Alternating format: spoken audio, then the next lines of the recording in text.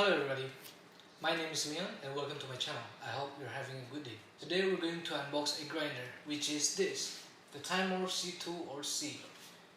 Now, this is a budget grinder for beginner to intermediate coffee lovers. Keep in mind that I have actually had this grinder for almost a week, but you know, it's an unboxing, right?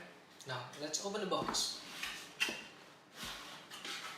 Once you open the box, you are greeted with this, the carrying case from Timemore. So it has the logo over here and it is quite a nice traveling case used for traveling. Alright, we're going to set it aside.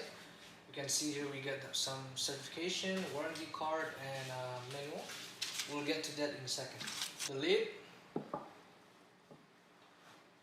and the grinder itself. Let's put the box inside. This grinder is actually the upgraded version from the C, from the original grinder, which is Timemore C. What they have upgraded is the container, which was plastic on the inside and metal on the outside, but now it's all metal. The reason they do this is because of static, and we'll get to that in a sec. Let's talk about the body. The body is all made of metal, and there is pattern, so it's it really has a nice grip when you hold it. Let's open it up and let's see.